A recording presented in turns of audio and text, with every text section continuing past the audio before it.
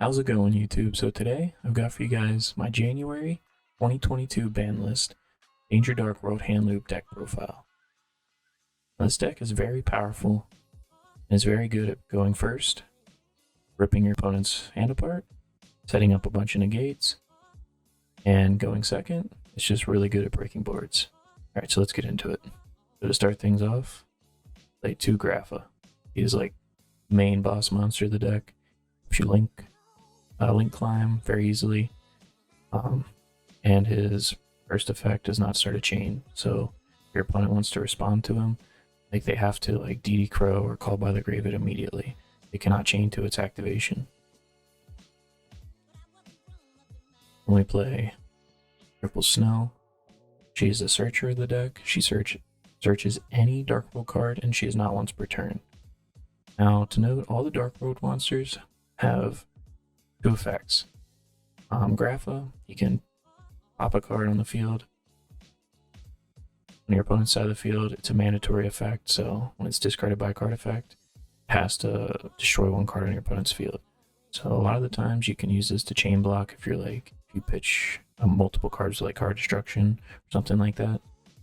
You can chain block, you can have this, the last chain, and just chain block your snows and brows and stuff like that. And his secondary effect, if he's discarded by an opponent's card effect, he still pops a card, and then you get to look at 1 card in your opponent's hand, and if it's a monster, you can special summon it to your side of the field. Now Snow, when she's discarded by a card effect, like I said, she searches a card, any Dark World card, monster, spell, or trap, and she can also, if she's discarded by an opponent's card effect, she can add the card as well as special summon a monster from your opponent's graveyard in face-up defense position.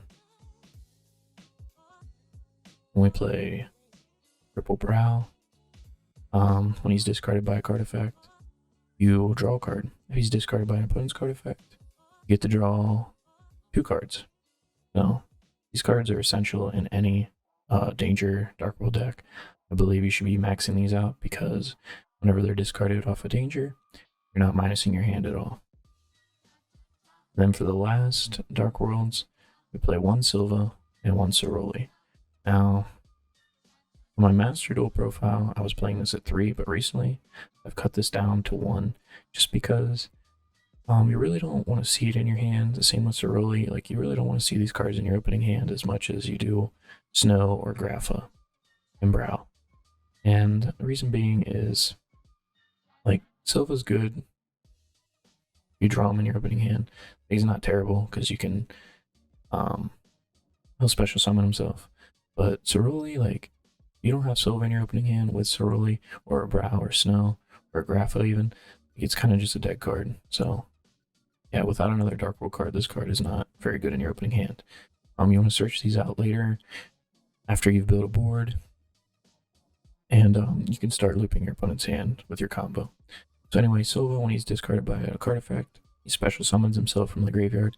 He's discarded by an opponent's card effect, he special summons himself, and your opponent has to return exactly 2 cards from their hand to the bottom of the deck. And it's important to note that it has to be 2. So you can loop 4 cards with Silva, and then if they typically, your opponent's playing hand traps, so they'll just discard a card from their hand willingly. So you can usually do it that way, or you can use Triple Tactics Talent. Now, Ceroli, whenever it's discarded by a card effect, it special summons itself to your opponent's side of the field. And then, when this card is special summoned by the effect of a Dark World card, your opponent must discard 1 card. And in this situation, since it's being special summoned by its own effect onto your opponent's side of the field, it forces you to discard a card, triggering all of your Dark World monster's secondary effects. And that is how you hand loop your opponent. And then the honorary Dark World, 1 Zephyrus. It's kind of like Grapha, but usually use this to bounce the field spell back to your hand, or a Danger or something to keep extending. That's it for Dark Worlds. And for the Dangers, play 2 Bigfoot. It's a level 8 extender. Level 8 extenders are pretty important in this deck. He's also just a 3000 beater. It's pretty good, especially like if you get Scythe locked. you can usually just OTK your opponent with your dangers and your Grapha. So play 2 of this. It's also good at breaking boards, going second, pops a face-up card. If you guys didn't know, dangers, you can reveal them. They all have this effect, and they're not once per turn. So don't ash a danger effect in hand to reveal itself. It's not going to do anything. So you can reveal them in your hand, then your opponent chooses one random card from your hand, and if it's not the danger you revealed, you get to special summon that danger you revealed and draw 1 card.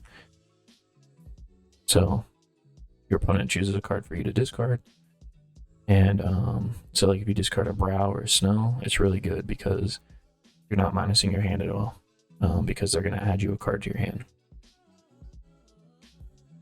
And then play 2 Thunderbird. Again, it's a level 8 extender, and it's a 2800 beat stick. And it's good at breaking boards, going second. Pops a set card. Then we play triple Ogopogo. We play 3 of this because we are playing the response team in the deck, and response team, sending it to the graveyard while you have Nessie in your hand, or any other danger effect that you want to activate, is really good. So we play 3 of this. A good defender, but it's also a level 8 extender. We play the 3 Nessie. This card coming to 3 really helps this deck out a lot with consistency. So whenever this is discarded, it doesn't have to be a back artifact. As long as it's discarded, it also doesn't have to go to the graveyard. So like if your opponent dimension shifters you or something, all your dangers effects will still activate when they're discarded. Important to note. So when this is discarded, you can send 1 danger card from your deck to your graveyard. When this is discarded, you can add any danger card. So these kind of do the same thing in a sense by like, so this can discard or send danger response team, and this can add it, or any other danger card, usually adding like a Mothman or a Jackalope with this. But yeah, so like let's say you discard this, you can send response team, and then if you have Nessie in your hand, you can activate response team in the graveyard, putting it on the bottom of the deck and discarding your Nessie, drawing a card, and then Nessie's effect will add you a card, so it becomes a pot of greed in that sense. And play triple Mothman.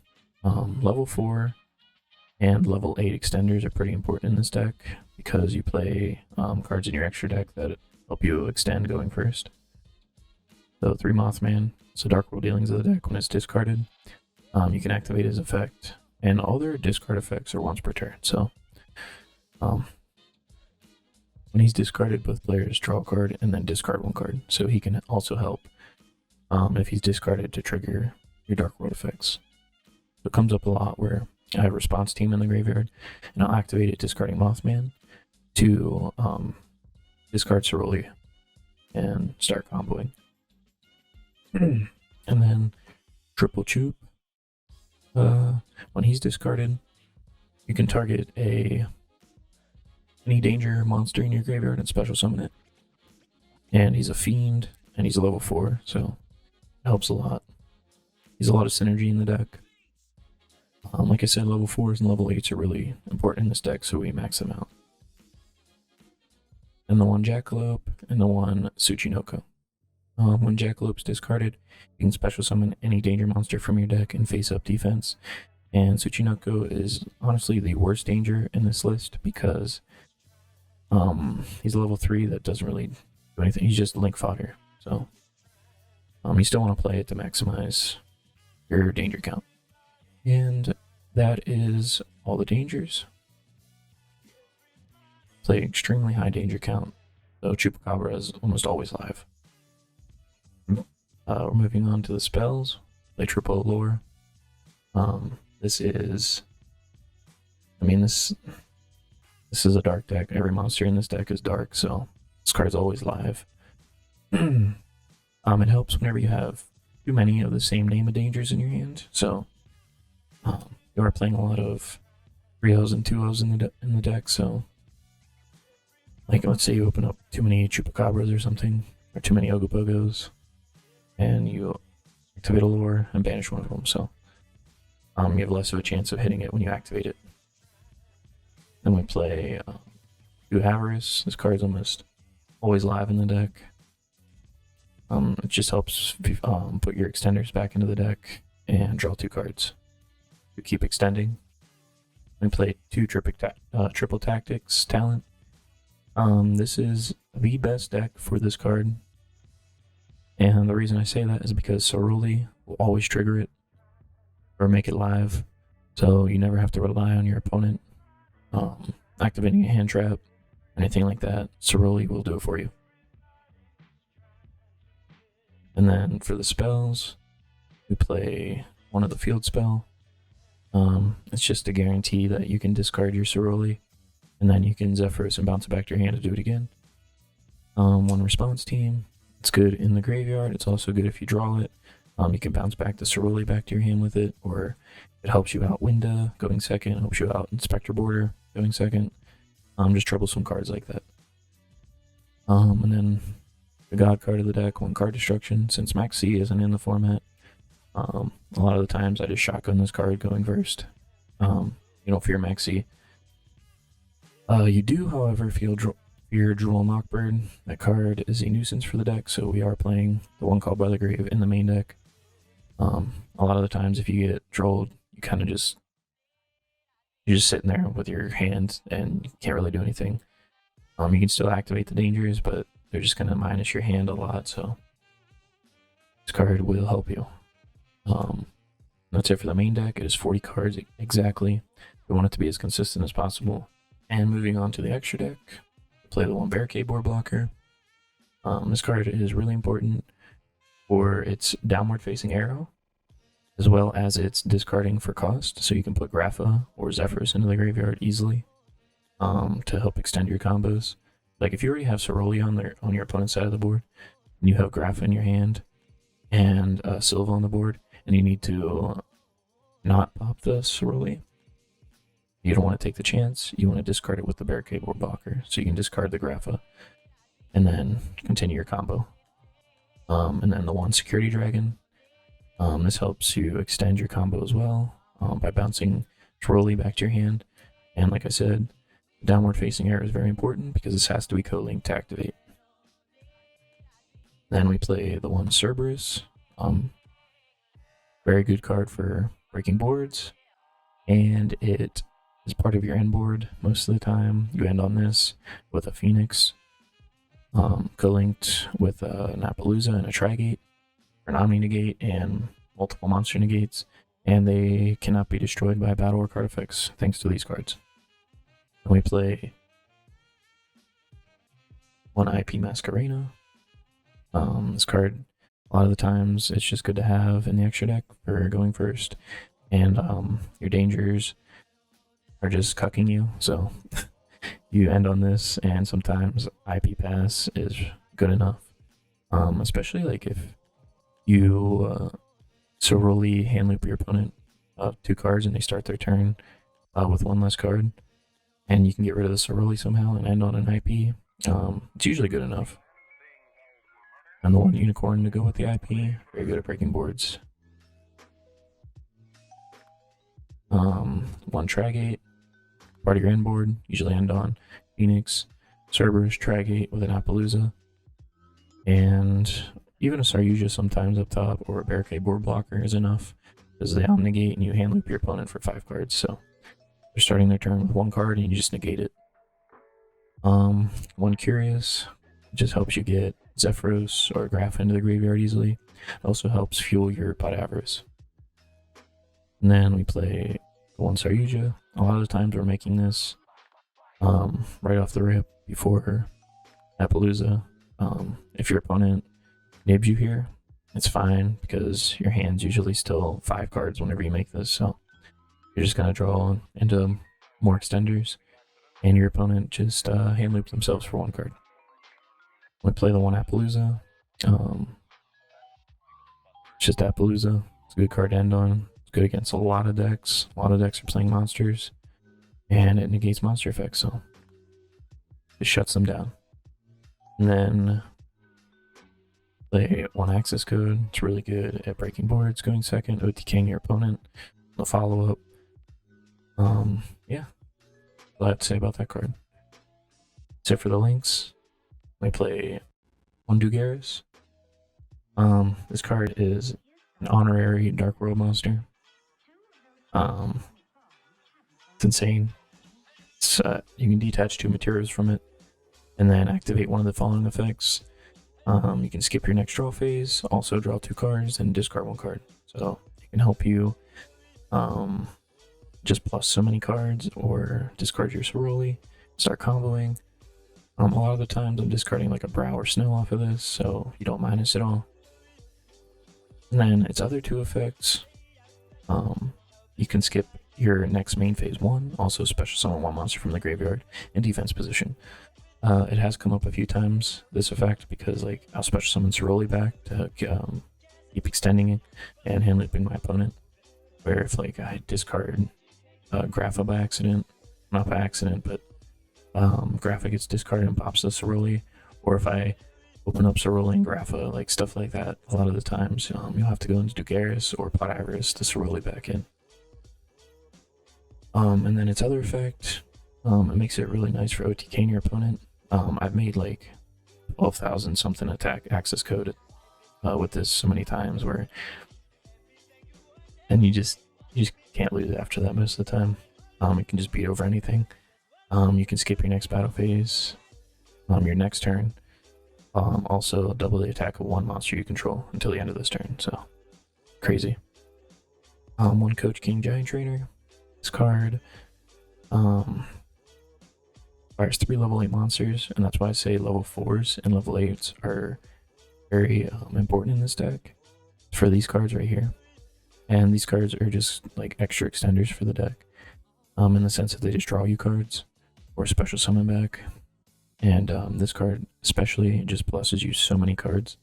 It requires 3 level 8 monsters, and you can just make it so easily in this deck. You can detach 1 XYZ material from this card, draw 1 card, and show it. If it was a monster, inflict 800 damage to your opponent. You don't really care about the burning damage from it, but you cannot conduct your battle phase the turn you activate this card, this effect, and you can use it up to 3 times. And it is important to note, this is an effect that you can activate going first. So, yeah, unlike, I believe it's Abyss Megalo, is that the card that you cannot, yeah, you cannot activate Abyss Megalo, Mermail Abyss Megalo going first on your first turn. It's just the way it's worded. But this card, however, the way it's worded, it allows you to activate it going first, and it is up to 3 times. So like, let's say your opponent failures it, or they impermit. Important that if you have Graph under it, you always discard, or you always detach that first, and then you can always just link it off. Don't keep activating it, and then just link it off. And you can make it again by shuffling it back with Avarice, and you can draw 2 cards off it at least. But yeah, it does come up sometimes. And then 1 Zombie Stein. This card is just good against Eldritch. Help beat over the Gold Lord. It's an Omni Negate that you end on a lot. Like, a lot of the times, I'll hand up my opponent for 5 cards. I'll end on an Appaloosa, Dragate, Cerberus, Phoenix, and a Zombie Stein. So I'll have 2 Omni Negates and 3 to 4 Monster Negates. It's pretty insane. And for the last card we play, it is a little different than my Master Duel deck, and it's 1 Dingirsu. Now in Master Duel I play 1 number 90 over this card, but this card's more important in this list because a card we play in the side deck.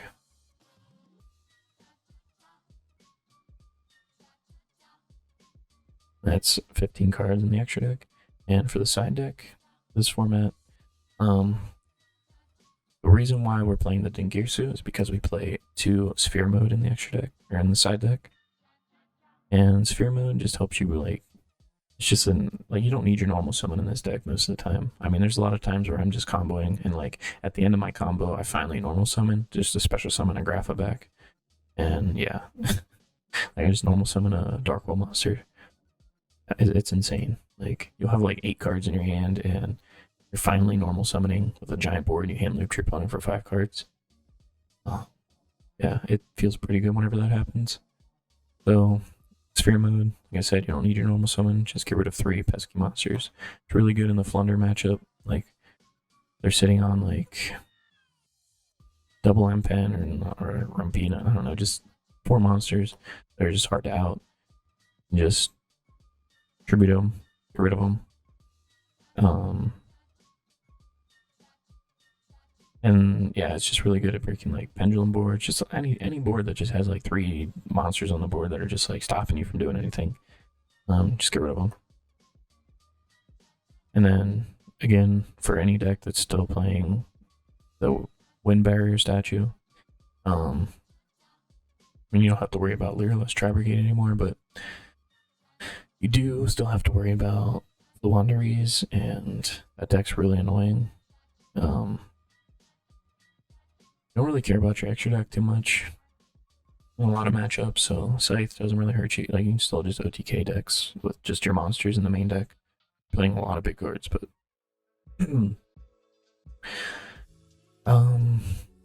the Wind Barrier statue just stops you from playing, so I'm gonna be able to out that.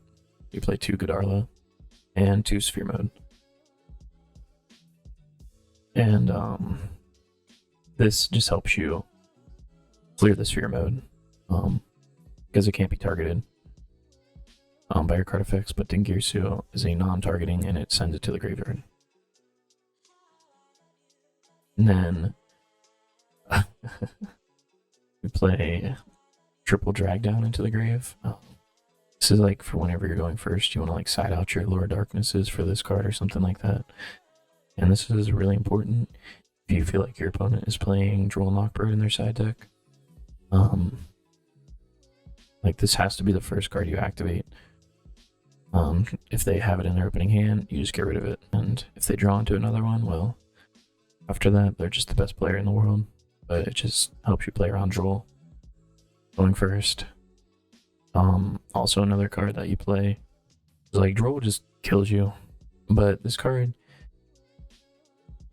so back in the day when I used to play Dark Worlds without dangers, like 2011, 2012, I used to play triple drag down and triple prohibition in the main deck. These cards go hand in hand with each other because drag down gives you hand knowledge of what your opponent's playing, and prohibition can then just say nope to whatever else your opponent has in their hand.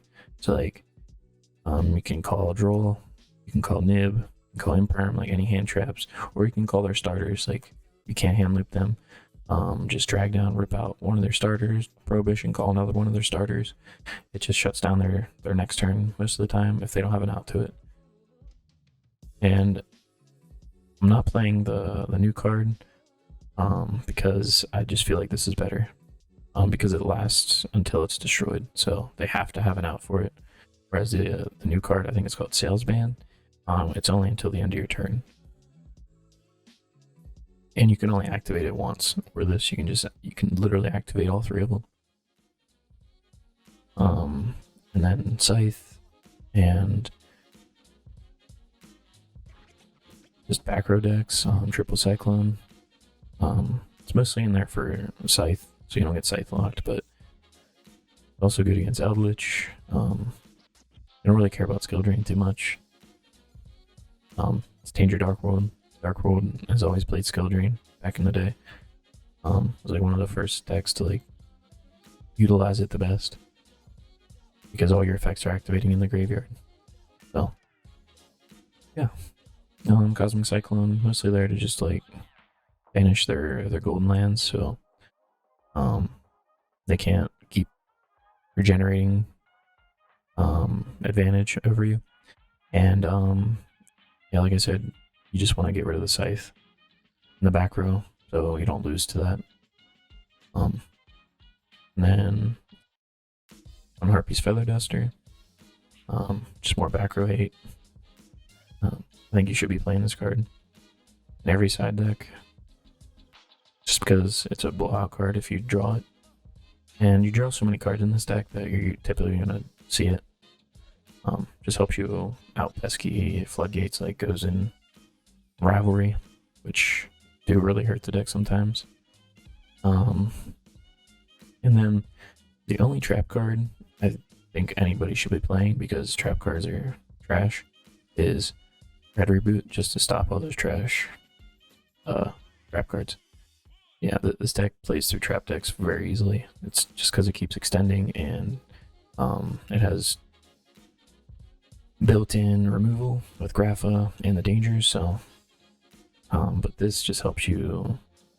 I mean, if you draw this going first or second against a trap deck, and like they just auto lose unless they have like they need Solemn Judgment or some other kind of counter trap. So yep, this is just a blowout. Anyway, guys, that's the deck. I hope you liked it. Please like, comment, and subscribe, and come check me out on Twitch. Peace.